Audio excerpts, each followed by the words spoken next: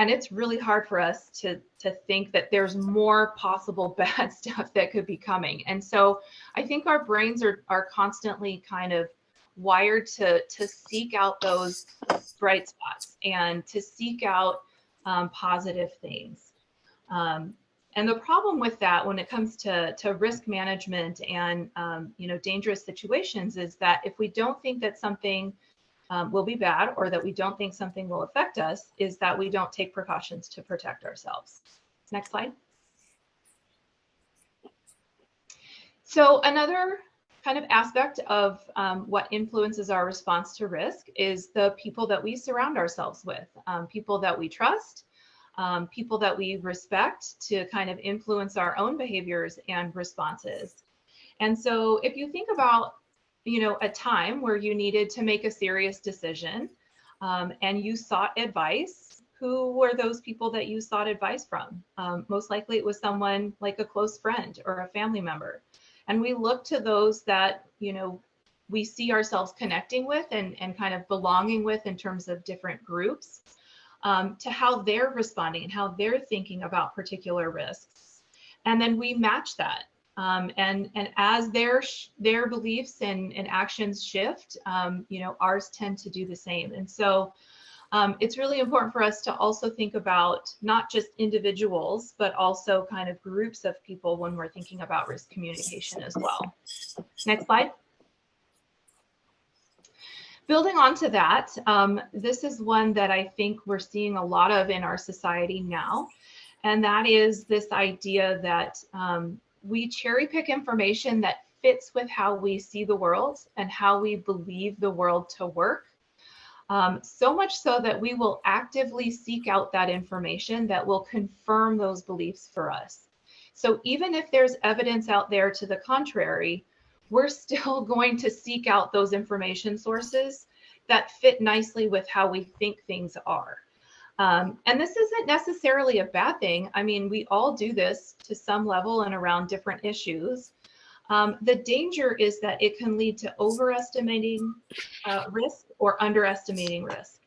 And so for us in this field, the instinct might be that we see people not taking a response that we think is appropriate. And, we think like, oh, they just need more information. We'll just keep providing them with facts and figures and data and statistics, and they'll get it, quote unquote, get it, and do something about it, right? And when it comes to that kind of an approach, it can actually backfire.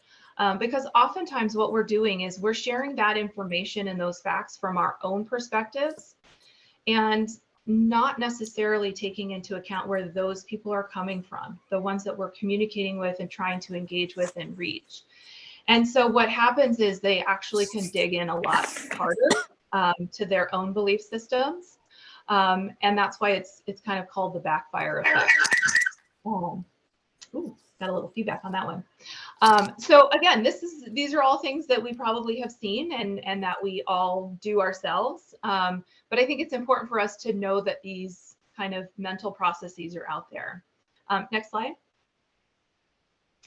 The other one that I wanted to mention, and again, this is really important for us, and a couple of folks mentioned this, is that we need to feel like we have the ability to take action. And by ability, we can unpack that in a lot of different ways. It could be the financial ability.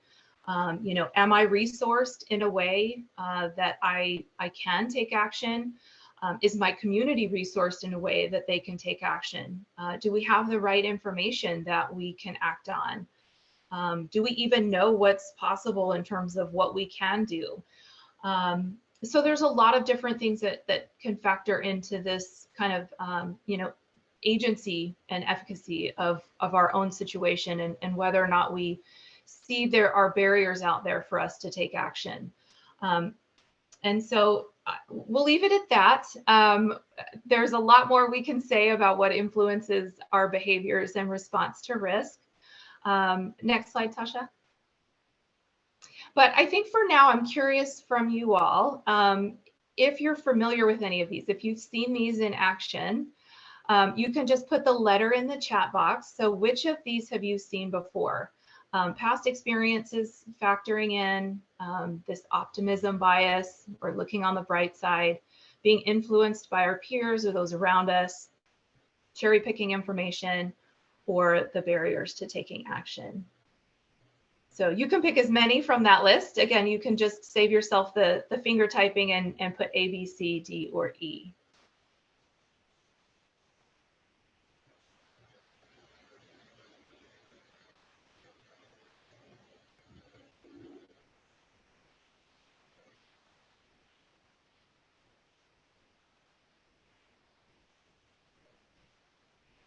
Yeah, all of the above, B, D, C.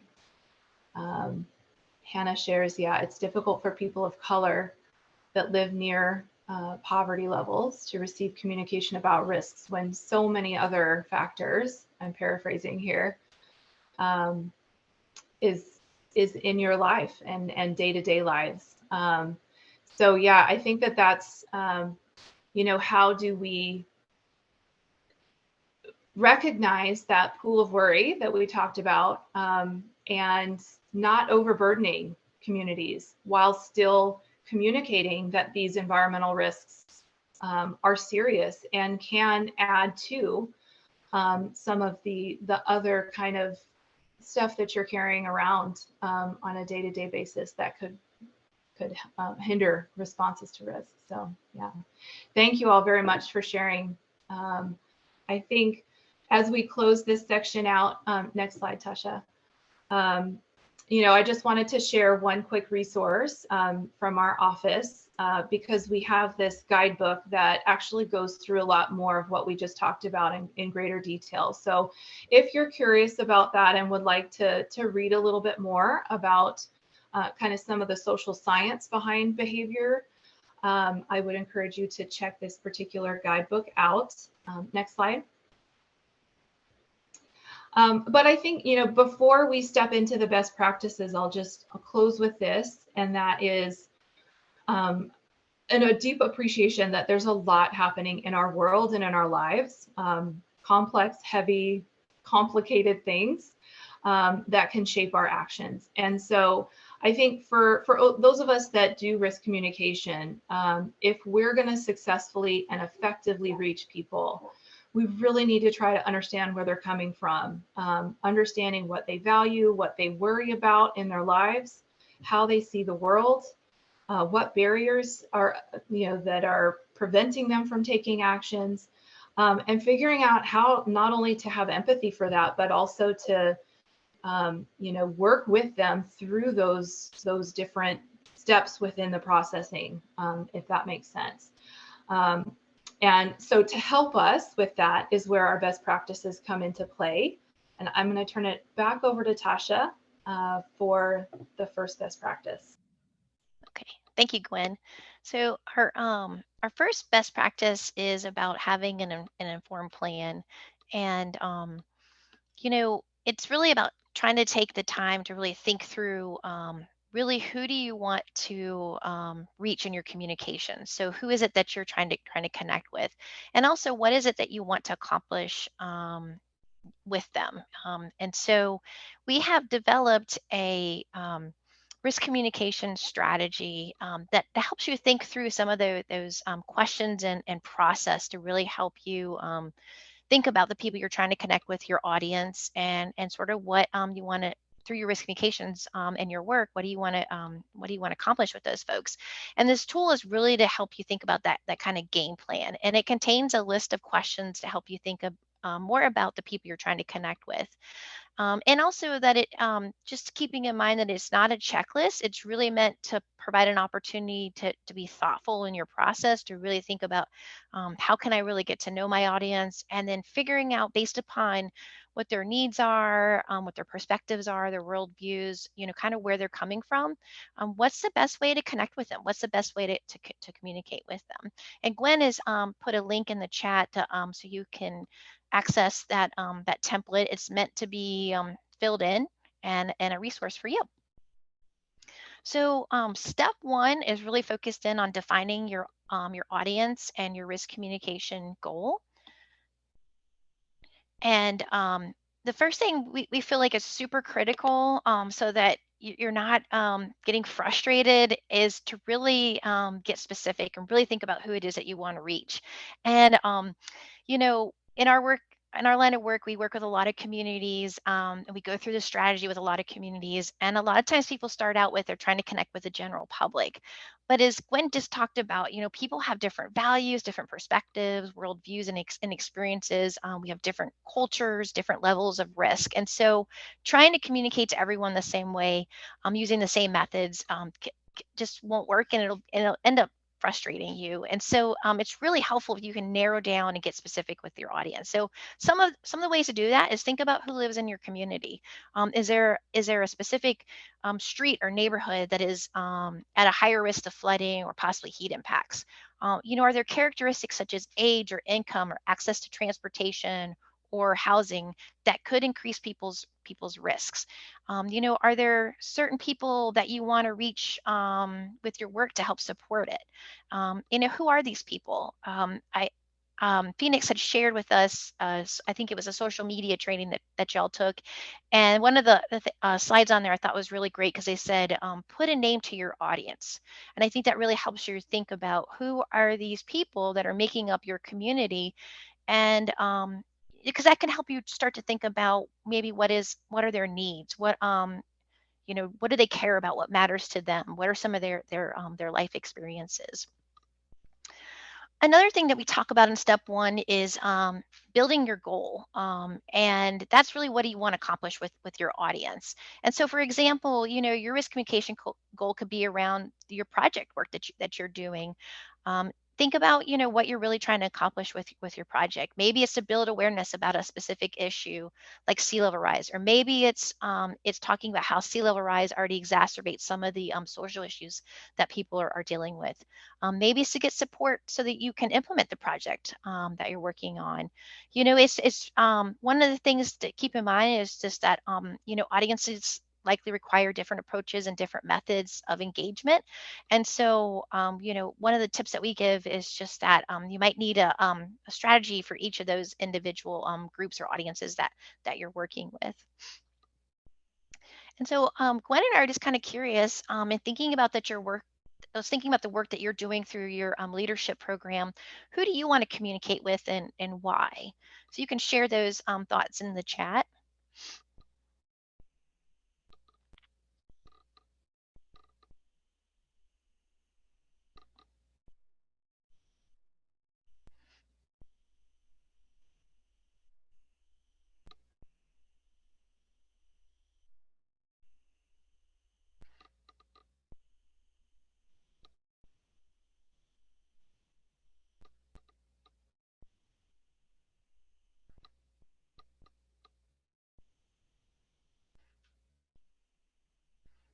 Okay, we have homeowners, frontline communities. Okay.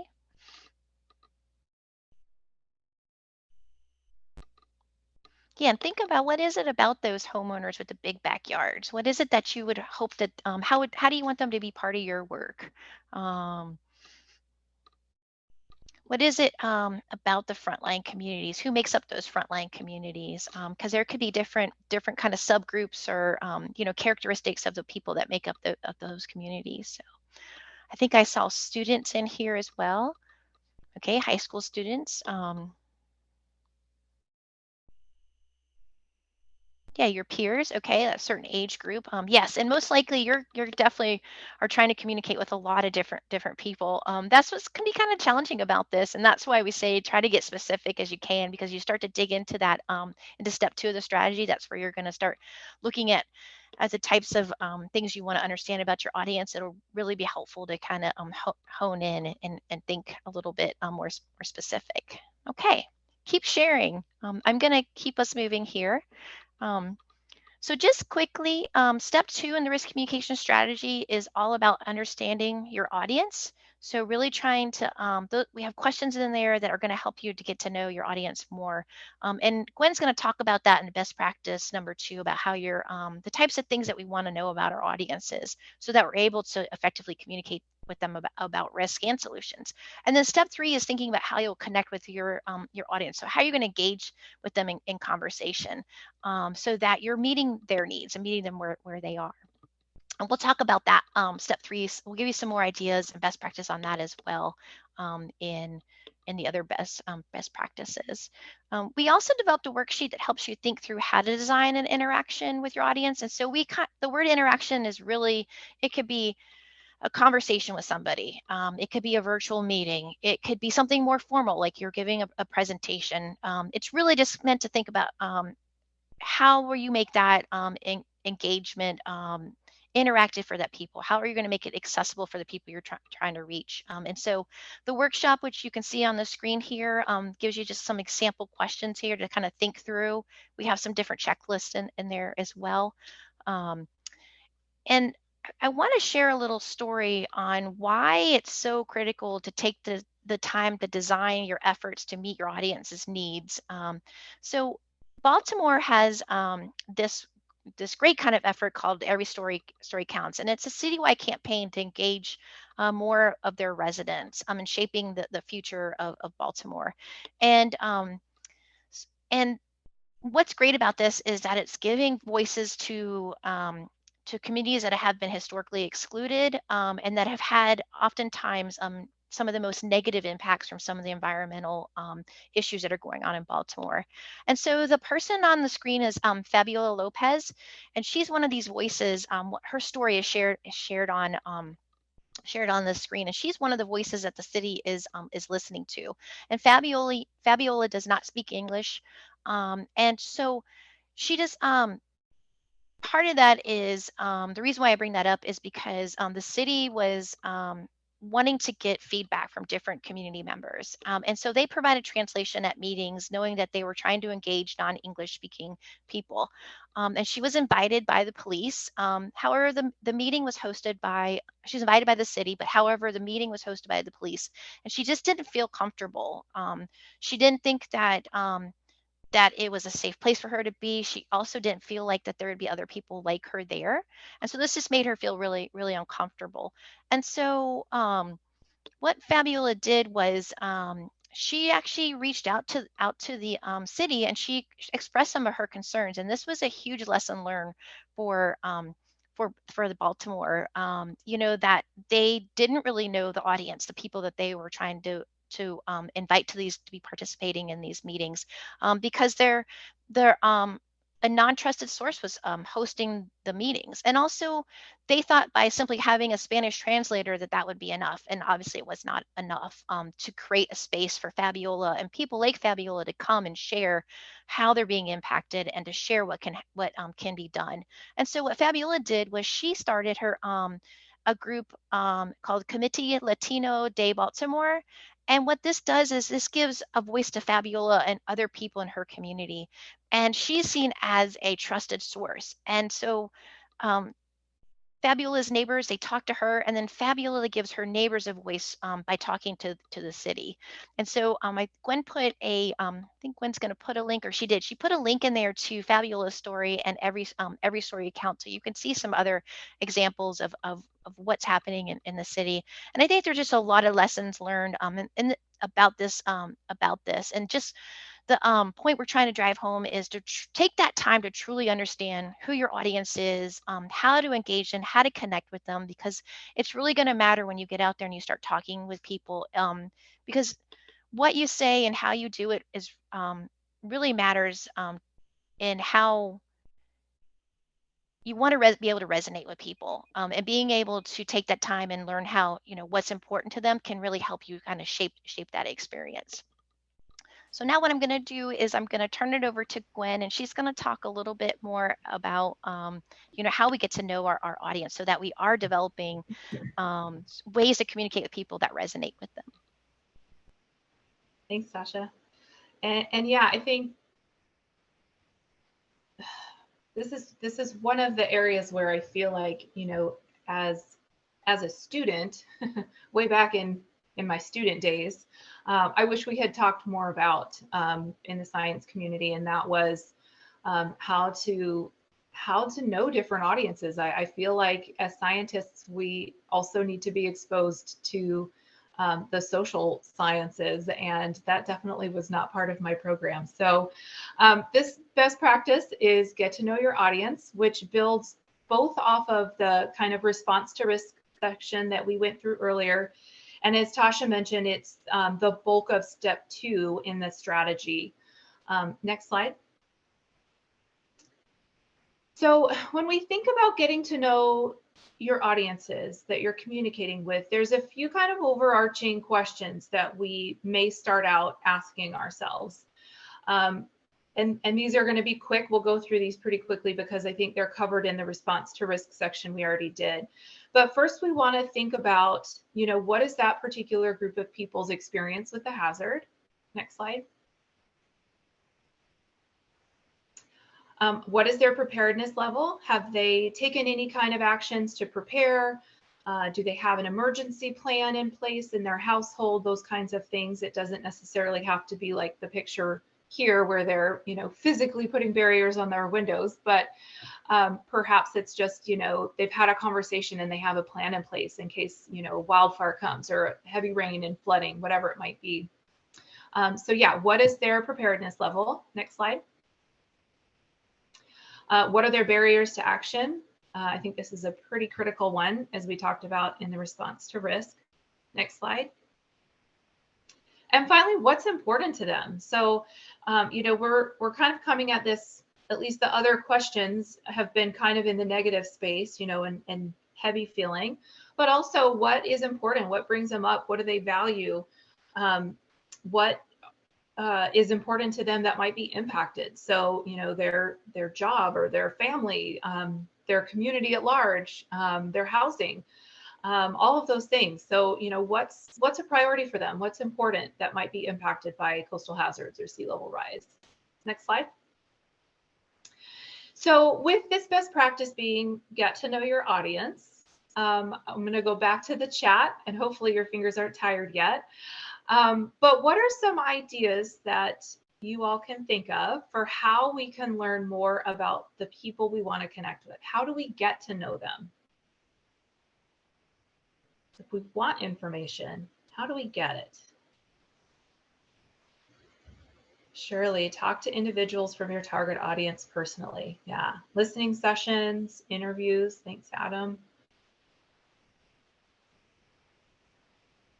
What are some others? Yeah, meet them at events that are regularly occurring. Great.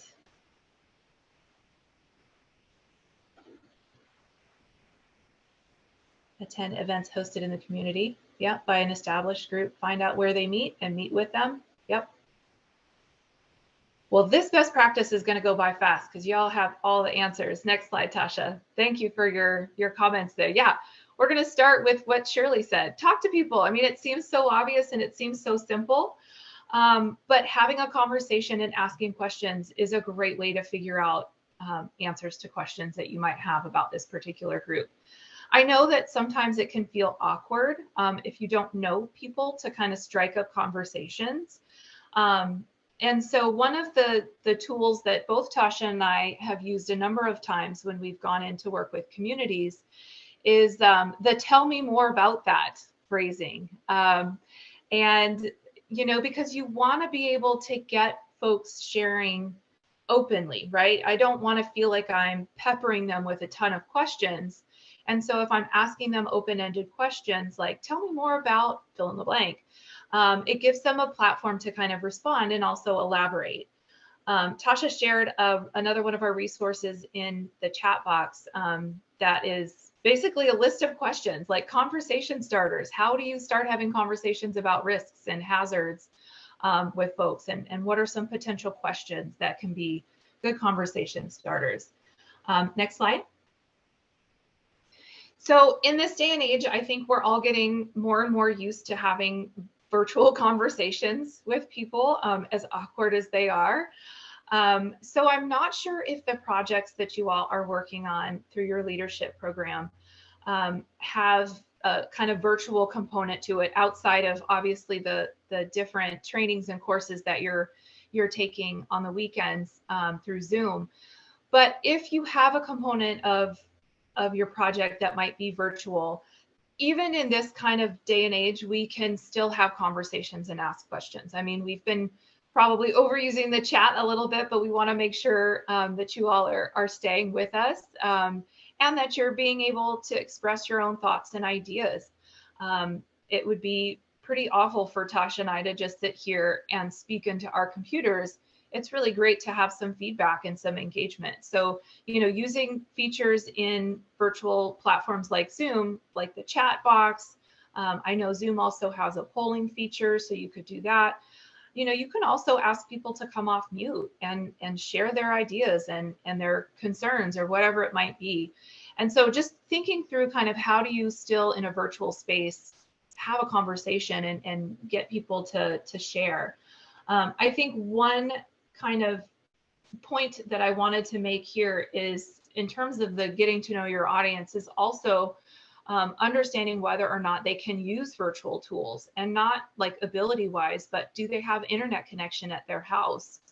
Do they have a computer, a personal computer? Or, you know, I think we all think that people have smartphones, but like my mom still has a flip phone. So, you know, if I'm asking folks like my mom to join a discussion and she only has a flip phone, that's going to be kind of hard if we're using something like Zoom. And so just thinking through, again, aspects of the groups that you're engaging with and what are some of their limitations that you want to be mindful of, and kind of going into designing your engagement around those. Next slide.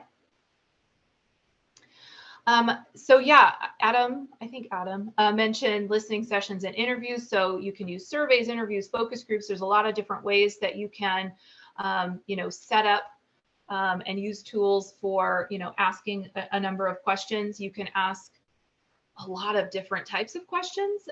You can make them easy, like multiple choice. You can also, you know, leave them more open-ended if you're looking for you know, them to expand on some of their thoughts and information. You can even ask questions like, you know, what are some barriers to taking action? How could, you know, an organization, whether that be a government organization or community-based organization, provide assistance to overcome some of those barriers? You know, how can we provide additional community support so that it's not such a hurdle, those kinds of things. You can gather all kinds of information through these tools. Next slide. So I wanted to share a quick case study. I think they call themselves Upros. And this is an organization that is out of Brooklyn, New York. And they are one of the oldest multiracial organizations focused on helping communities of color have a voice in planning for risks in the Brooklyn area. A while back, they launched the Sunset Park Climate Justice and Community Resilience Center, which you can see in the picture here. And it provides a space for community members to share ideas and resources. And it also helps build capacity for the leaders in the local area and local businesses to prepare for and respond to these kind of extreme events.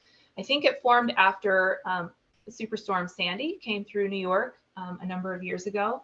But I bring it up here in the get to know your audience part because they've also been using this climate and community health vulnerability assessment survey that they have online. It's a Google form. It's in 4 different languages, so English, Spanish, Chinese, and Arabic. And they ask a number of questions, you know, things like, you know, do you have visible mold in your house?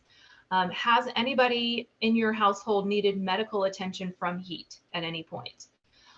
You know, do you have an emergency plan in place? Do you have air conditioning? You know, have you ever used a cooling center? So the thing I really like about this particular survey is that they're not only asking questions about their existing conditions and kind of, you know, living space and challenges, things like that, but they're also asking about behaviors. So have you accessed these resources? Have you used a cooling center? Do you have a emergency plan in place? So it's really both. It's them trying to gain information about community and where they're at, but then also kind of what actions have they taken in the past, or what conditions have been present that they've kind of been in a place where they needed to take action. So if you get a chance, I would recommend you check out this particular group. I think they're really inspiring. Next slide. So the next tip I have around getting to know your audience is to be a good listener. And I think that this quote sums it up pretty nicely. There's a lot of different versions of this quote out there. But this one from Mark Twain: if we were meant to talk more than listen, we would have 2 mouths and 1 ear. And I think this goes back to the definition of risk communication that Tasha shared and that you all shared, and that we want to have a dialogue. And really, we should be spending more time listening to our audience than we spend talking at them. And by listening, I think it's not just hearing them, but really listening to understand and not necessarily listening to reply. I think it might seem obvious, but think about it yourself and how many times you've found, it doesn't have to be around risk communication, but yourself in situations where you're talking with someone and they're doing the speaking and you're listening, but really you're thinking about what you're going to say next. And that's not really listening to understand, that's listening to reply. And so, being a good listener, I think, is a really important skill and tip. Next slide. You all mentioned this one, so this is going to be pretty easy. You want to make it easiest for your audience to engage with you. And one of the easiest ways is to go to them. Don't expect them to come to you. So you want to remove that barrier. And this is where getting to know your audience really comes into play, because you can figure out where they're already congregating. If you're trying to engage the business community, maybe you're trying to get on the Chamber of Commerce agenda, if they have frequent meetings. If you're trying to engage with, neighborhoods or residents, people that have big yards, maybe they have an HOA for their particular neighborhood. Do they have common meetings that you can get on the agenda? Maybe it's at a farmer's market or other local events like, church spaghetti dinners. We've heard, people going out to these different, very casual, low-key events, but just kind of seeing if they can get invited to join their meeting or their space to do a little bit of engagement that way. Next slide. I have another example to share. This is another one from the East Coast. This is actually from Boston. The city of Boston was developing a citywide climate action plan, and they wanted to get input, not just on the plan, but also on some of the issues that communities were concerned about from a wide swath of neighborhoods across Boston. And they used a technique called street teams. Street teams are really cool. I know a lot of groups have used them, and it's basically training community members. Maybe you all, the program you're going through is akin and parallel to street teams, but they're training different residents in engagement techniques, and then kind of sending them out into the neighborhoods to engage with different residents and get information from them. And I think that this is really effective because oftentimes they're training, people from within those communities to go within their communities. So and chat with folks. So they might be known, friends, neighbors, things like that. They also might speak your own language if English is not your second language or your first language. And so it's really, engagement by the city, but from within the city, if that makes sense. And in Boston, the street teams attended, I think, all in all, over the period of a number of months, 19 different community events that were planned. They were able to engage more than 1,400 different residents. They had also surveys that they were conducting. I think they had 700 survey responses. And, the cool thing is that they were able to get a wide swath, again, all different neighborhoods represented, which I think is really important for something like that. Next slide.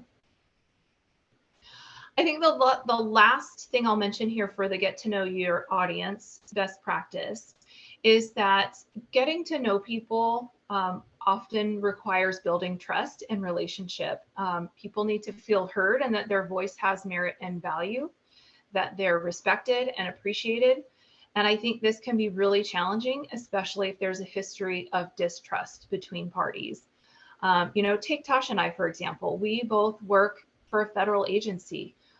There's a lot of distrust of government, and there's a lot of distrust for federal government. And so, for us, that can be really challenging for us if we're trying to engage with communities. And there's a historic, level of distrust. I work out of the Pacific Northwest. We work with a lot of Pacific Northwest tribes, and I think that just histories of sovereign nations, of indigenous people in this country with federal agencies is obviously very messy. Sorry if y'all can hear my dogs barking. They're playing in the backyard. But I think that's where partnerships really come in to help support some of that relationship building. And that's actually going to feed into our next best practice. So I'll turn it over to Tasha and go back on mute. Okay, good old puppy dogs.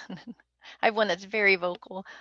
Yeah, so as Gwen was saying, we know that partnerships are so critical to any of the work that we do. So that's why our next best practice is about establishing partners. And partners are really about giving us the ability to kind of extend our reach. And also just bringing additional resources, knowledge, and people to the table. So here's a couple of techniques that are kind of around that whole establishing partnerships and different considerations. One of them is connecting with trusted leaders. Someone had shared in here about, hosting events in a community by established groups. We are much more inclined to trust folks that are like us or a part of our own community, no matter how we're defining community. And so trusted sources can vary. It really depends on the people you're trying to connect with. And, some ideas could be spiritual leaders, church groups. It could be healthcare clinics or hospitals. It might be some nonprofits, different student youth groups that are out there.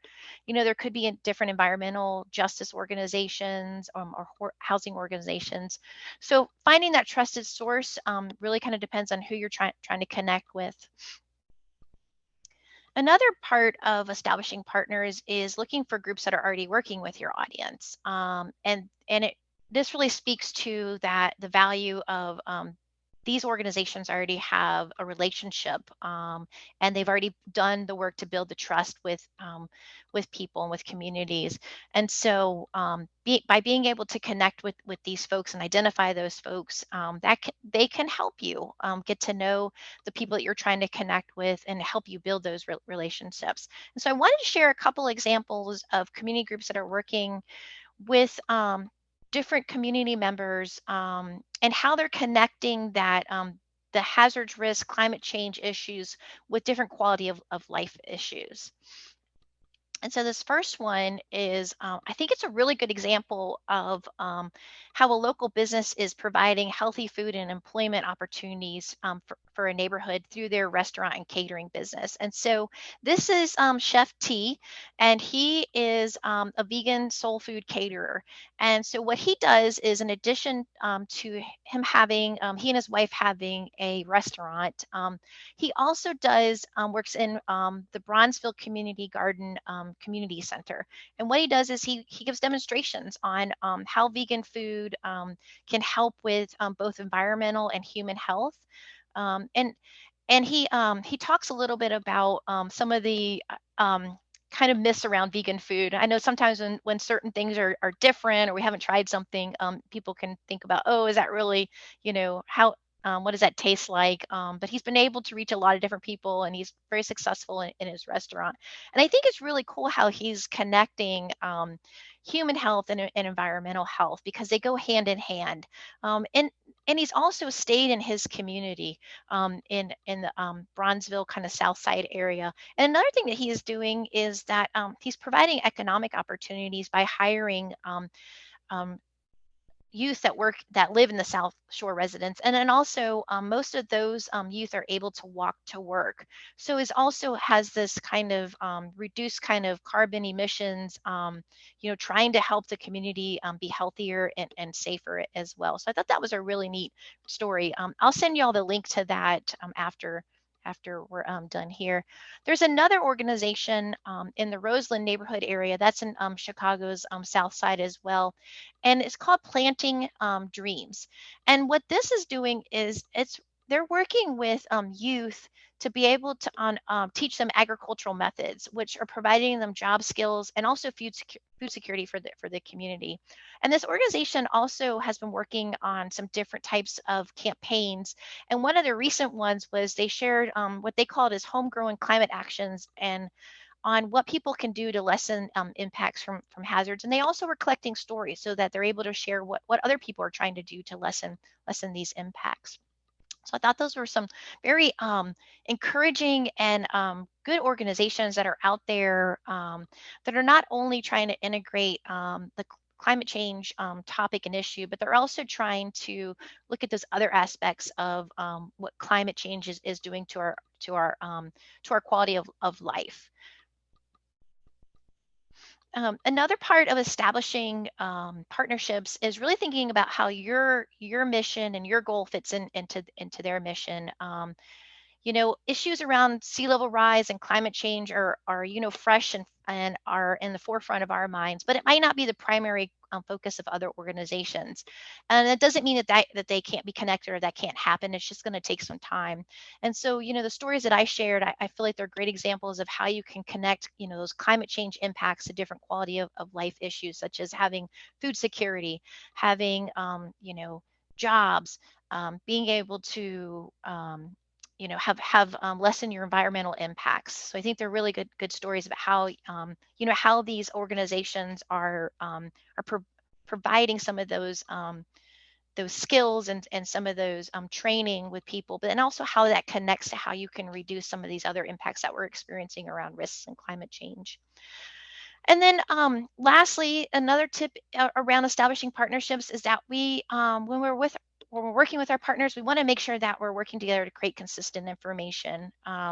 It's really critical that when we're providing information about risks and impacts and actions people can take, that it's consistent among all of our partners, so that information isn't being put out where people will get confused or that it'll create some sort of distrust because information isn't consistent. So I wanted to share one more case studies. I think this is one of my favorite because I think it's a great example of how partners with different missions are working together to help communities improve how they're dealing with flooding. So the Sierra Club wanted to talk about how nature-based solutions could be used to reduce flooding in Detroit neighborhoods. And they reached out to local NAACP chapter since they knew that they were a trusted partner in the community. And these two groups partnered with a local bike shop to sponsor a bike tour of green infrastructure projects that are the city of Detroit has put in to reduce stormwater flooding. And what this bike tour led to was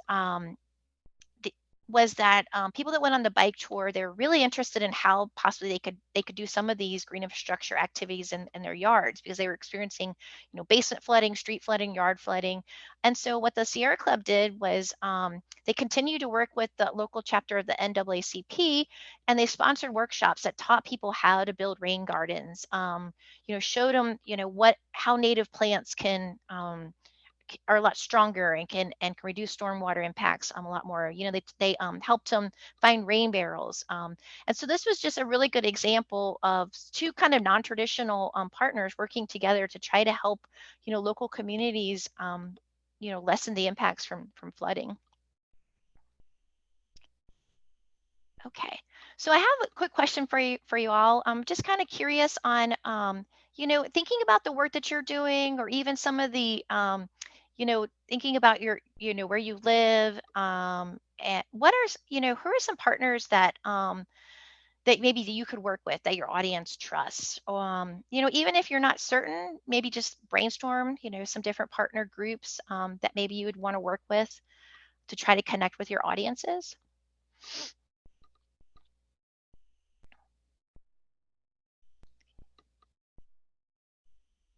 Yeah, I think definitely teachers and students.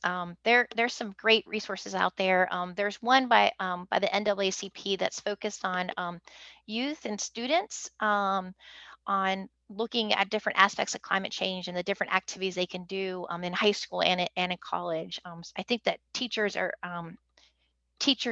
very powerful, and then also students and youth are a very powerful way to get information out, and passionate. I feel like young people are very passionate. um, yeah, artists and creators. Yeah, there's some neat projects out there where artists have gotten out and started just really showcasing and telling people's stories, just expressing kind of what this means, what hazards mean to us. Yeah, religious institutions. Okay. Spanish Speaking Citizens Foundation. Okay. These are great. Yeah, Chinatown Chamber of Commerce.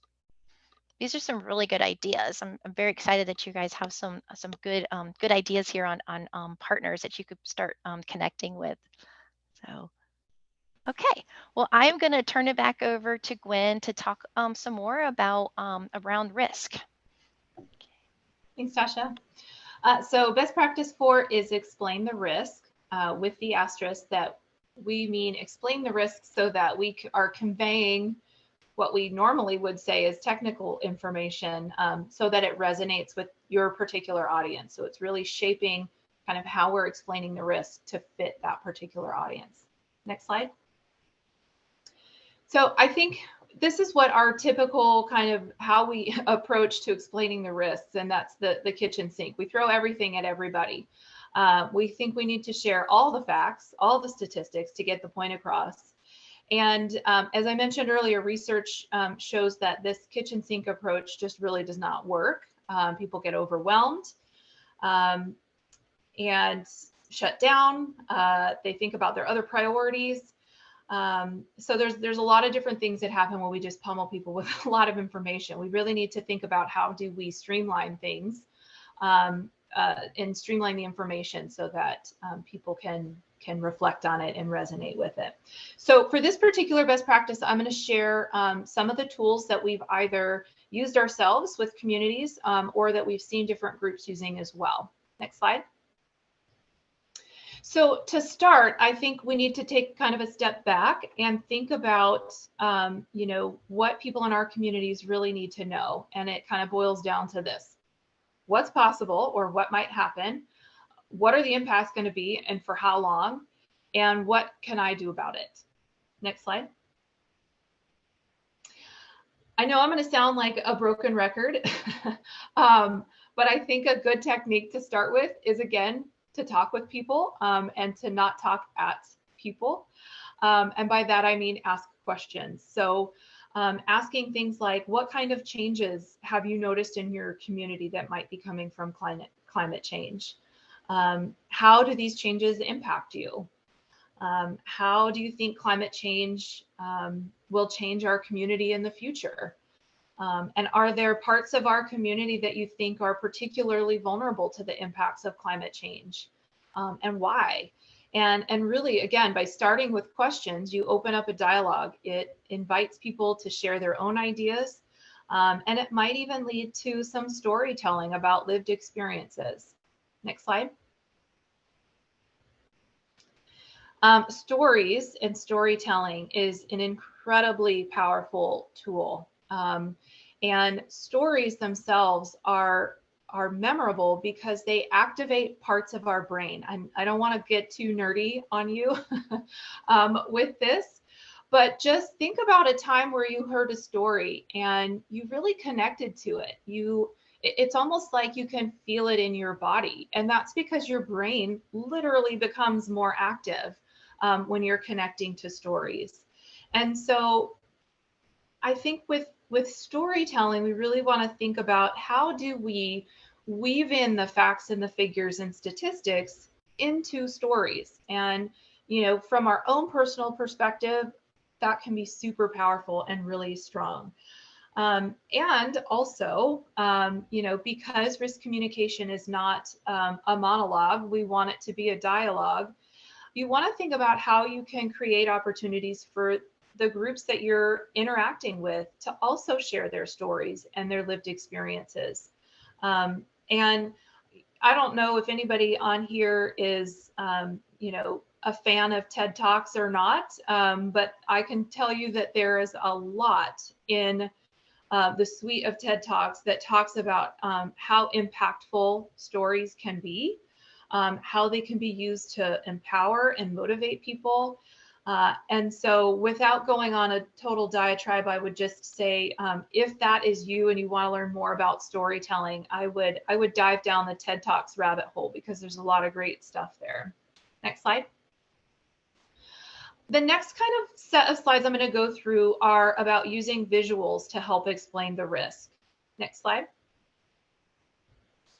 The first one is using different photos. I pulled these off of NOAA's sea level rise viewer, and embedded in that tool, which I'll talk about in just a moment, there's a little camera icon that you can click on around different points of communities. They're all public places. This one happens to be Jack London Square.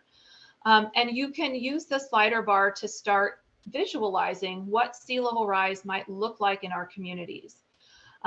You know, you want to think about different audiences, and it might, you want to reduce the barriers for them to understand what sea level rise might mean.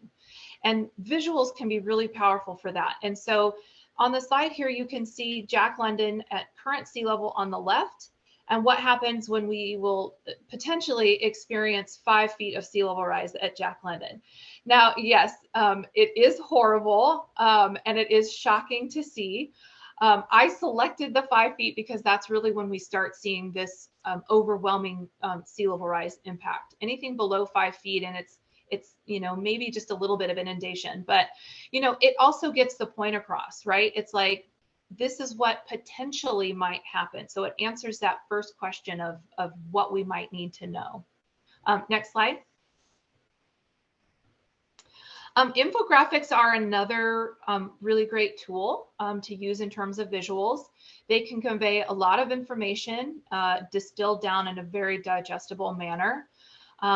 It presents an opportunity to use easily understood icons. And so if you're thinking about communities that might speak more than one language, there's a particular neighborhood down the street in Portland from where I lived that within I think a 2-block radius, there was 11 official languages spoken. And so thinking about the use of infographics can really help, because you can easily translate them and translation is a whole other subject. Definitely want native speakers to translate it. Don't use Google Translate. That's another funny story, but and also just the visuals that you get from an infographic. You don't even sometimes need the words. You can just see the icons in the graphics, and they will convey that information that you're trying to get across. Next slide. I mentioned earlier that NOAA has a sea level rise viewer. There are a lot of these kind of online mapping tools that exist, especially for the San Francisco Bay Area. This particular one is from OCOF, Our Coast, Our Futures.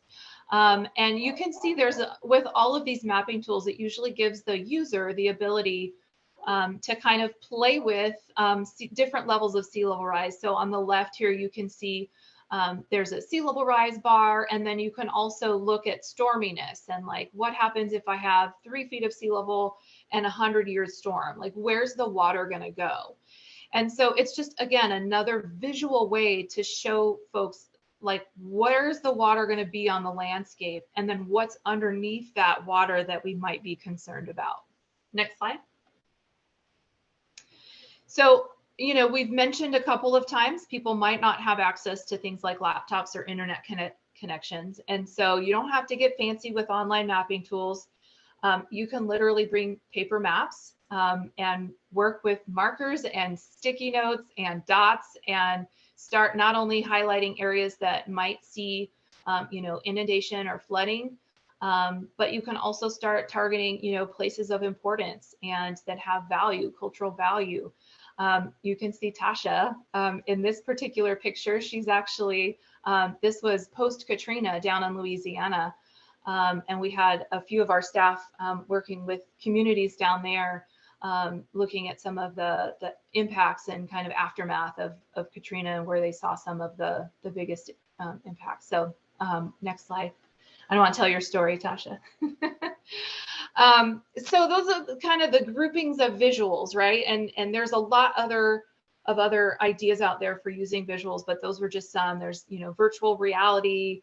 Tasha's going to talk about the owl eyes in a little bit. That's a way to do virtual reality. So a lot of different ways to do visuals.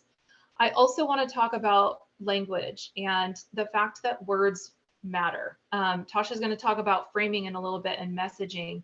But it's important to mention here when we're talking about explaining the risk, because we want to use language that's going to resonate with our audience.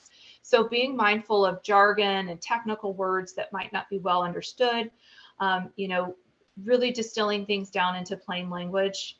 You're not dumbing things down, you're really just simplifying, so you're increasing the access to that information.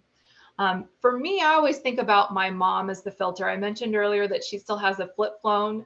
That might be any indication of where she is with technology and her level of technical experience. And so I always use her as a filter. And I always think about, like, would my mom understand what I'm trying to say if I said it in this way? And if the answer is no, then I need to rethink how I'm saying something. Another way to kind of approach this or think about this, if you don't have a mom filter, is to listen to how the groups that you're engaging with are talking about the topic. What words are they using?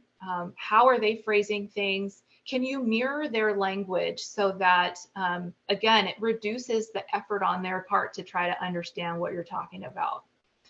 It also can reduce a potential for being polarizing or being misunderstood. Next slide. And kind of the last little tool here for explaining the risk is what we like to call what if, and this is the what if game. The what if game is really, you know, if you're thinking about it and you're out there talking about this, I mean, someone just said this is great, but it's horrible when you're thinking about the flooding in Jack London Square. People might get nervous or scared when you start talking about some of these risks. And so the what if line of questioning kind of takes the listener and the user on a journey, if you will. So you want to kind of maybe think about this as an entree into talking about some of the harder stuff. And you want to, you know, ask questions like, well, what if, you know, this happens? What would it look like? What if we could do something about it? What would those things be? And I saved this one for last because I think it could also play on some of the other tools that we've talked about. So playing the what if game can also be in, you know, you can integrate images and photos and maps and stories, all kinds of things. You know, I think both Tasha and I have been involved in community meetings where the very first thing we did in the invitation stage was asked people to bring their own photos of what impacts look like in their neighborhood. And we create this wall of a kind of what if, you know, what if we allow sea level to rise? It might look like this, you know, do we want that to happen? What if we did something about it? What could we do? So the what if game is kind of nice because you can use the other tools with it. Next slide, Tasha. And just real quickly in the chat, I know we're getting close on time here, so I want to keep us moving along. But out of all of those kind of stories, visuals, maps, what tool do you think might resonate most with your audience? You can just use the letter again to save on typing. Or if you have others, you can certainly type that in. Phoenix stories, yeah, for sure.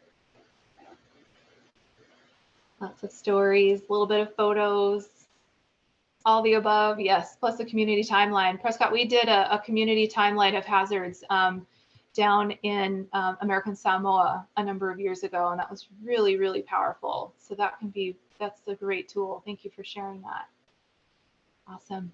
All right, well, hopefully that's helpful. I know you all are going to have some more upcoming trainings on different presentation styles and giving PowerPoints. So hopefully this will be helpful for you as you carry that into your future training through this program as well. And with that, Tasha, I'm going to turn it back to you. Okay. Thanks, Gwen.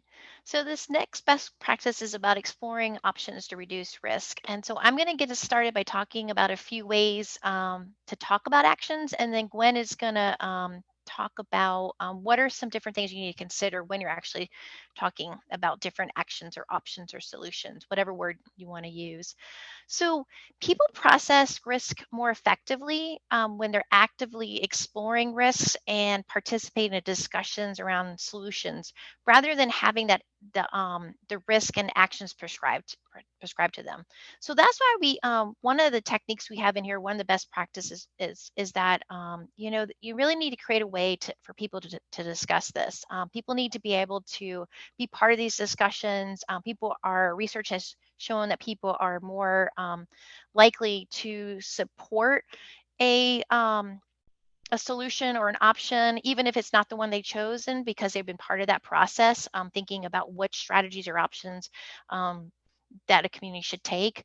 Also, when you're getting people together and having discussions, think about some of the questions that you could talk about, how to get people kind of to start talking. A couple ideas that Gwen and I've used are thinking about, asking people like, what do they think would help make their community more sustainable or safer, more prepared? What ideas do they have for how their community can adjust to these changes? Also, think about how you can have these discussions around quality of life topics such as food, transportation, housing, health, jobs, topics that are relevant to the community. And Gwen mentioned this really neat visualization tool. Um, this is a tool called Allies, and what it is I don't know if folks are familiar with those old coin operated binoculars that they used to have at different scenic areas. But what they've done is they've taken that technology, and people can go and they can see both what different hazards look like, impacts look like for that spot, but then they also give people the ability to look at different solutions that the community is thinking about taking to lessen those impacts. And so this is an example of the allies in Marin County. And you can see that they have some signage there that really talks about the project, talks about the issue. This is focused on sea level rise. And then they also have on the right-hand side, you can see actually what people are seeing. So it actually shows you two kind of options there. One is a more hardened option with a seawall, and the other one is maybe a more natural option using living shorelines. So there's just some kind of cool technology. You can learn more on their website, and they have some different discussion questions and ideas on how you can engage people in community dialogue sort of around these different visualization techniques.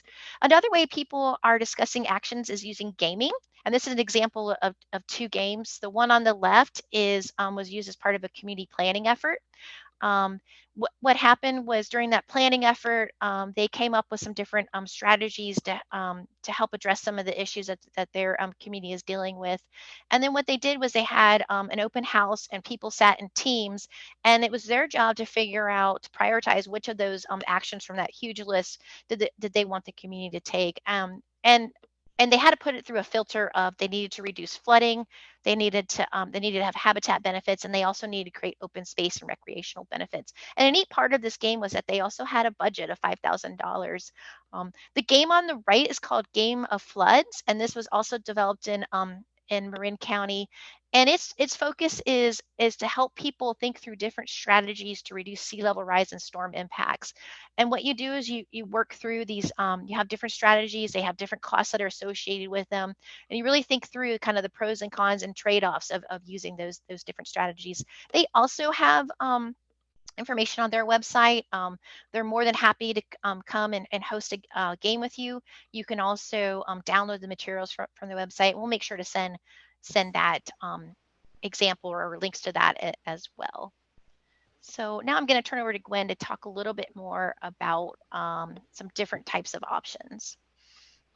Yeah, so I'm just going to share a couple of ideas for the actual strategies or options. I think you're all doing training around this as well.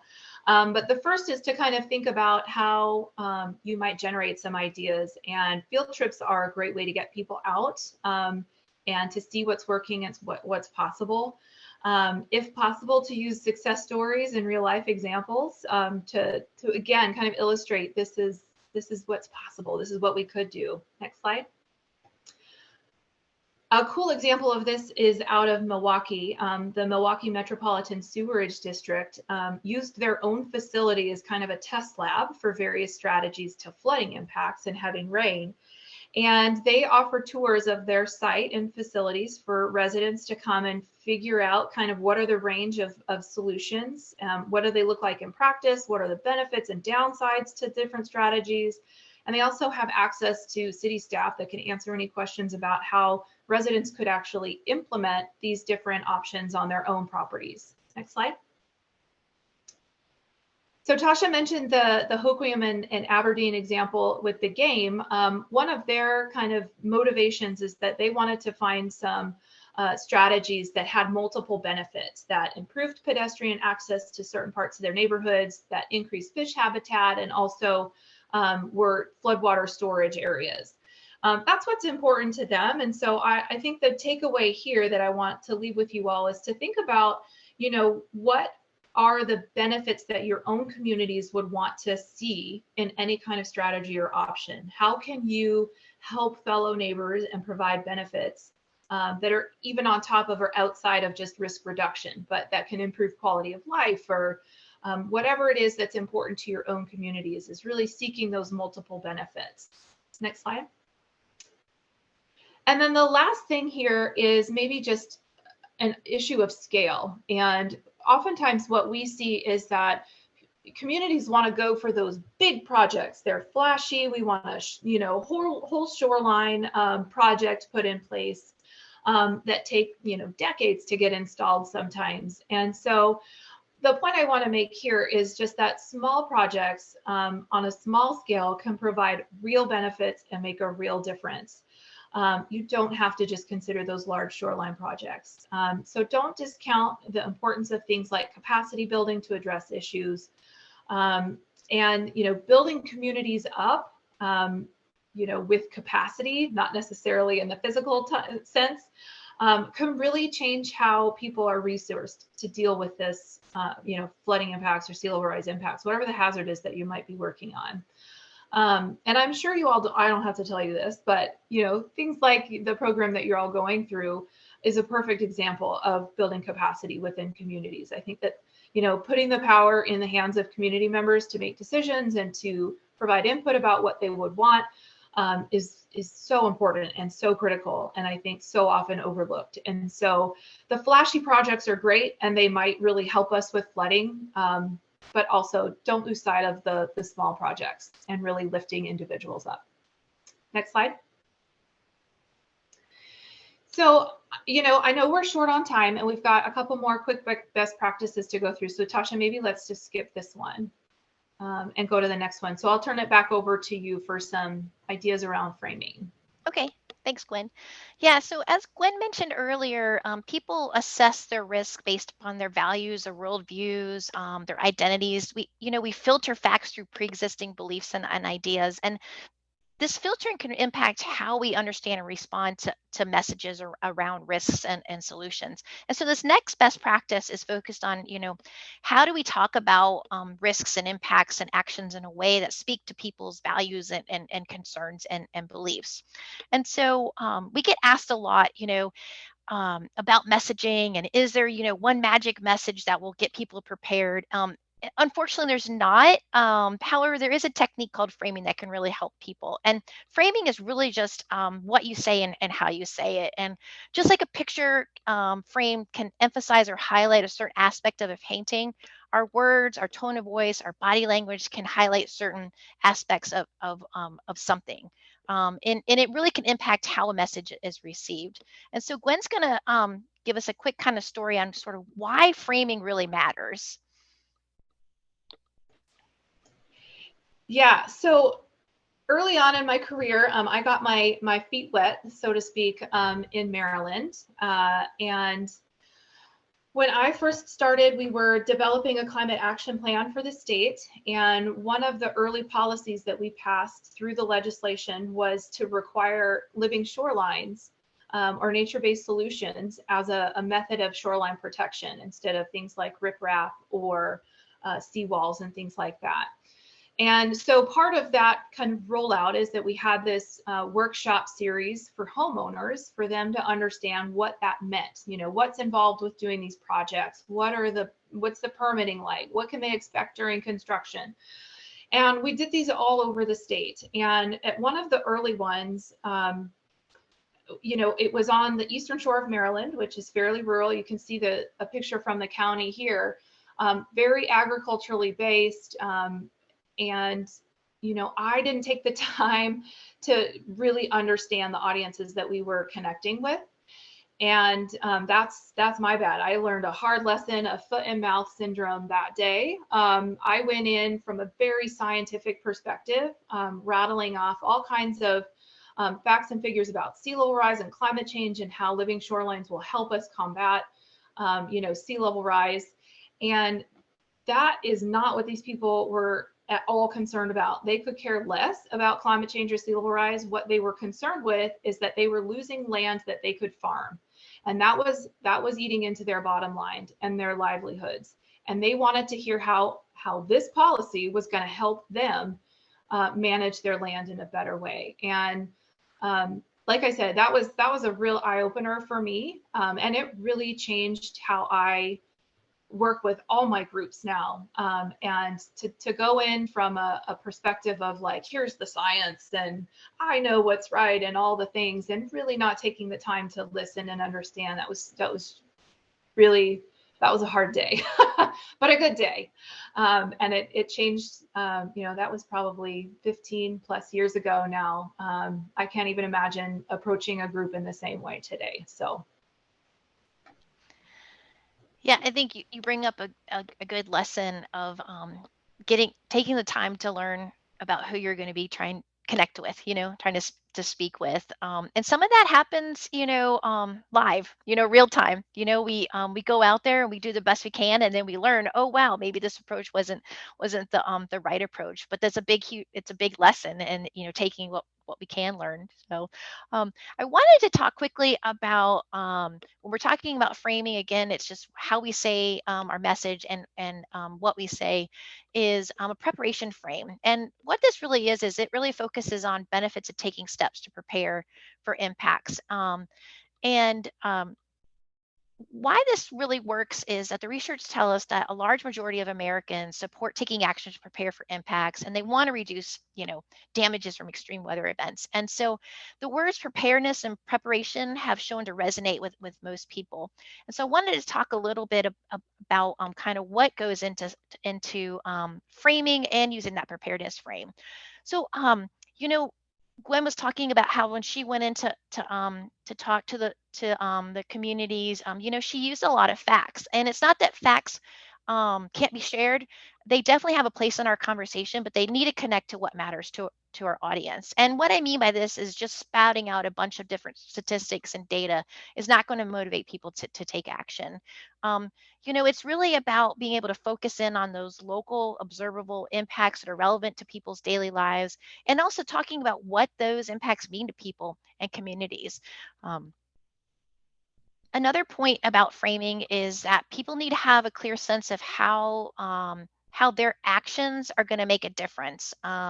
And so that's why it's important to highlight aspects of a solution that will appeal to your audience's values and concerns and ability. So, and it's also important to give real world examples of what's being done to reduce these impacts. And so, for example, the city of Detroit has a stormwater flooding problem, and you know, flooded streets, flooded basements. However, they learned really early on that they stopped talking about stormwater management. They talked about how they were going to use parks to reduce flooding impacts, and how by doing that, these parks were going to provide multiple benefits to people. And the reason why they took this approach to hone in and focus their messaging around reducing flooding using parks is because they found out through a community survey, that majority of people value parks and they want parks in their neighborhood.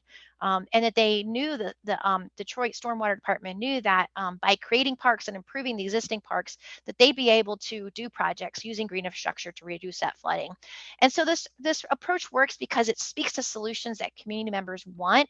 It also highlights the multiple benefits. Gwen was talking about that earlier, about those different multiple benefits that different solutions can provide. Also, you can use metaphors to help explain unfamiliar concepts. I know that there's still some, can be some very polarizing topics around climate change and possibly misunderstood concepts. There's been a project that the aquariums have been doing to focus in on different types of metaphors to explain greenhouse gases and to talk about CO2 due to burning fossil fuels. I teach a green infrastructure class, and we talk about how natural resources can help reduce coastal hazard impacts. And one of the metaphors I like to use is that trees are nature's straws, or also trees are nature's air conditioner. So, metaphors can be a great way to really explain, unfamiliar concepts.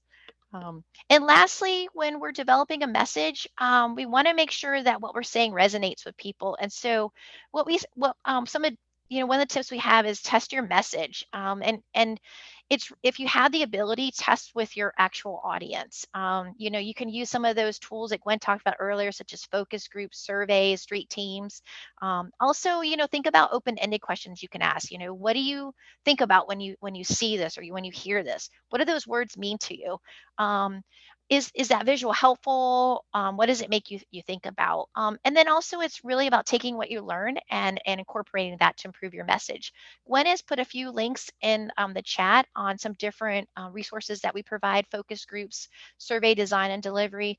Along with these publications, we also love to geek out. Our staff loves to geek out on this stuff, and so we would be more than happy to provide some technical assistance as well. So I just scratched the surface on framing. The Risk Communication Basics Guidebook that we shared earlier goes a lot deeper into framing. And then also, I'll make sure to share with Phoenix a resource on the preparedness framing. It gives you a lot more detail on how you can use that frame in your messaging. Awesome. Well, thanks, Tasha. I know we're heading into the last best practice. I think before I start chipping away at this, I know we're sharing a ton of links in the chat. We'll be sure to compile all of these and send them over to Phoenix to share out as well. But the last best practice is use multiple ways to communicate. Next slide. So at the core of this best practice is that people need to be exposed to information more than once and often in different ways, different formats, different media, through different messengers, in order for that to stick. And so this kind of circles back to getting to know your audience and really thinking about what is going to be the best avenue of communication with that particular audience. Next slide. A quick example here, last summer, the city of Astoria in Oregon, for those of you that don't know Astoria, it's where the Goonies was filmed. And they were wanting to host an open house on landslide ordinance that they were trying to pass. They had planned on doing it in person, and then COVID kind of took over everyone's lives. And so they decided to move forward and do this online open house. And the reason I bring this up is that at the end of the survey, what I thought was really cool was that they were asking their residents the best way to keep them informed and to keep them engaged. So they could select by email, city website, social media, newsletter, in person, all the things, right? And so they were really asking, what's the best way for us to engage with you all and also to keep you informed and aware of updates as they happen. So next slide. I think, we want to think about how to continue the dialogue here, because the truth of the matter is that this risk communication happens over time. And so you want to think about how to build trust, as we've mentioned, to build relationship, as we've mentioned, but also leave yourself open for, continuing the space and engagement. And by that, I mean, it's not just putting information out there, but making yourselves available to answer questions. And this may or may not be the space that you all find yourselves in. Maybe it is as you start engaging with some of your neighbors around these topics, but kind of leaving an avenue open for some follow-up, I think is what we want to drive home here, that it's not just a one and done. Next slide. This is another example. This one comes from Florida about kind of a sustained engagement and a sustained way of continuing that conversation. The city of Fort Lauderdale was pulling together a vision for their city called Fast Forward Fort Lauderdale. And their communication efforts and outreach efforts spanned over months. They used a variety of different mechanisms, some really kind of creative ones. So one feature here is a meeting in a box where residents could go to their local library and check out literally a box that had meeting materials in it that not only talked about how to have a conversation, but then provided a mechanism for them to gather input and then turn it back into the library. So there's all kinds of different ways for you to think about, like, how can engagement look and how can we do it over time, and use different media so that you're reaching a number of different people. Next slide. One little note here, and that is to think about communication expertise or skills you might need. We've talked a lot about storytelling.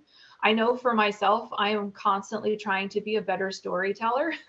I have decided that that is a skill set that is learned and is hard. And so, being a good storyteller is very different than having the skills to create an infographic or to do social media. I know you all had a training on social media and how to use that effectively. You could probably teach me a lot of skills around that, because I feel like I fail at social media a lot. But it's, thinking about how do you hone in on different skill sets? And if you don't have them, how can you develop partnerships with organizations or people that do, that can then leverage kind of your different expertise? Next slide. And this is going to be my last slide, and then I'm going to turn it back to Tasha. And this is just my kind of closing reminder that risk communication is a marathon and not a sprint. It's something that is consistent. It's over time. It's with different people and different messengers and different media, and that can be overwhelming. But it's also kind of cool because you get to do a lot of different things. So I'll leave it there and turn it back to Tasha to kind of close this out a little bit. Great. Thank you, Gwen. Yeah, it's a fun adventure and a fun journey, and we love connecting with other people. So so that's the 7 best practices. Thank you for sticking it out with us. I know we went over a little bit, but we appreciate your time and just kind of curious. You can share here, or you can share in the survey link I'm going to share here. Which of these best practices or tips did you hear today that maybe you think you might use in the next 6 months? Feel free to share here, or just maybe make a mental note. We also want you to tell us how we did today. We appreciate your feedback. I put a link in the chat to our survey. This helps us know what to keep doing, and then also what we need to change to better meet your needs and in our future trainings. So we'd love your feedback today. And then we just want to say thank you so much for for spending the day with us and for your time and for participating. We learned a lot from when the responses that you provide us in the chat, and we love to share that information as well. And also, like I said earlier, our team loves to geek out on risk communication. So that's our contact information. So please email us. We would love to stay connected with y'all in the projects and the progress that you're making. And feel free to contact us anytime and ask us any questions. So thank you so much. Thank you, Tasha and Gwen. Just want to check to see if there are any questions for folks. No. Okay, there are no questions, and thank you so much for joining us today. We really appreciate you contributing to the Oakland Shoreline Leadership Academy. Thank you, Phoenix. We appreciate being part of it. So thank you for all your efforts. Thanks for having us, everyone. It was great to spend some time with you. as we mentioned, we'll be sure to kind of compile all of the resources and links that we've shared and send those over to Phoenix. And I had a special request on the side, so I'll send that through Phoenix as well. So thank you all so much. Thank you. Y'all take care. Bye. Bye.